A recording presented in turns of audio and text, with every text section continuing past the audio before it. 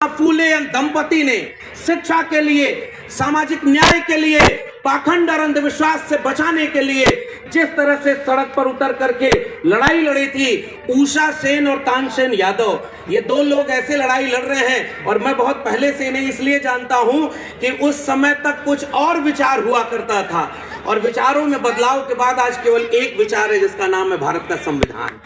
अगर ऐसा बदलाव कुछ और लोग समाज के आ जाए तो 2027 का इंतजार नहीं करना पड़ेगा, बदलाव उसके पहले आ जाएगा। इसलिए मैं आपसे कह के जा रहा हूं, एक स्लोगन एक बात। बाबा साहब डॉक्टर भीमराव अंबेडकर, डॉक्टर राम मनोहर लोहिया के सपनों को आज अगर कोई आवाज दे करके संविधान की लड़ाई में एक कर दिया है, नौजवानों की लड़ाई को संविधान की लड़ाई से जोड़ा है, पीडीए की लड़ाई को संविधान की लड़ाई से जोड़ा है, उन आदरणीय अखिलेश यादव जी के पीडीए का मतलब क्या है?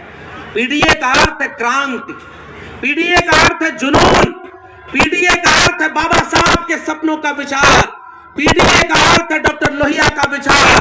पीडीए में ज्योतिबा फूले हैं, पीडीए में संत गाडगे हैं, पीडीए में अवंतीबाई लोधी हैं, पीडीए में संविधान है, मरहूम नेताजी के अधूरे सपनों का ख्वाब है और इस देश में अखिलेश यादव का जुनून है। इसलिए पीडीए ही संविधान को बचाएगा और संविधान ही पूरे देश को बचाएगा।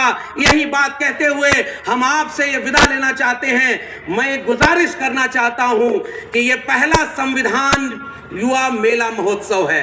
आप इस महोत्सव में जब खत्म होगा कार्यक्रम तो दाहिनी तरफ देखिएगा, महापुरुषों की जीवनी से लेकर विचारधारा की किताबों का स्टॉल लगा है।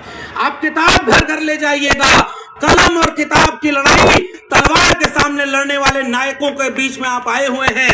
आदरणीय अखिलेश यादव जी मुस्कुराते हुए आज इस देश की सबसे तानाशाही सरकार से लड़ रहे हैं, जालिमों से लड़ रहे हैं, संविधान बचाने के नायक बने हैं। इसलिए किताब लेकर जाइएगा, दिल में विचार लेकर जाइएगा।